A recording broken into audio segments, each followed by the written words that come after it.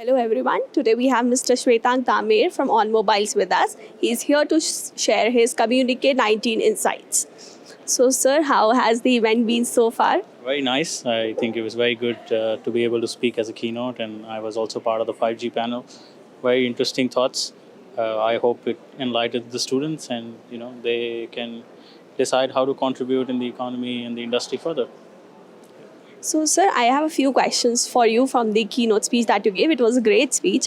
To what extent PDPB is similar to GDPR and what difference does Indian conditionality bring? Um, so I would say GDPR was very, very well thought through, right? And I'm going to talk from a consumer point of view.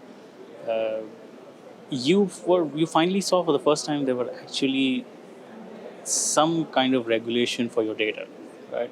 Delete the data which is available, adding extra protection on how you purchase things, etc. And GDPR is very tough. There are a lot of fines.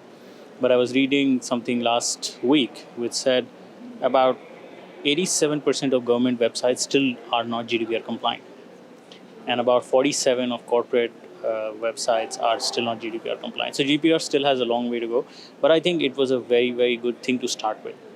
US is coming up with something. India is, also drafting. So I will not be able to talk about the specific what is the difference because I don't know the regulations in India, unfortunately. But I think the best opportunity for Indian regulators is to understand how GDPR was implemented, learn from what they can do better, and then adapt that to Indian context. But the Indian consumers, as consumers globally, need a policy and regulations on this. So yeah. And sir, how can policymakers be more responsive with the dynamics of connected devices and personal data being released working in tandem? It's a very complex question, but what's good that it's going to impact each and one of us every day in everything what we do, right? So it's inevitable that there's no policy around it. A lot has to come from right from where we think device manufacturing. You need to go ahead and put some regulations there. A normal IoT device has about 7 layers of different security protocols, encryption that has to be seen. Then the network layer has to be encrypted. How they use the data is something which is extremely critical, and that's not only where the regulators, I firmly believe, even the industry guys need to find out, let me not take the data that I don't need it.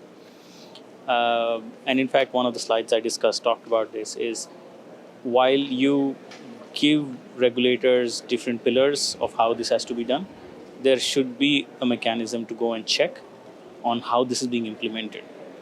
Machine to machine communication needs to be checked at, how information is shared with other IoT devices, etc.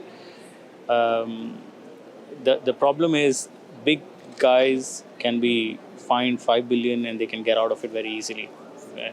So that's not a fair ecosystem, but at least there's a provision, and that's a good start from the government perspective. So that needs to be adapted in India as well. So what did you think about provision? Oh, it's very, very nice. I think that you guys have scaled up it to any other corporate industry level event. I absolutely love the presentations, the animation. I think the web and tech team have done an excellent job. The hospitality is amazing, and especially for me, coming back here after so many years is very, very special. The love and affection that you get from, the professors is something, really can't even talk about it. So thank you for having me, and it was an absolute pleasure.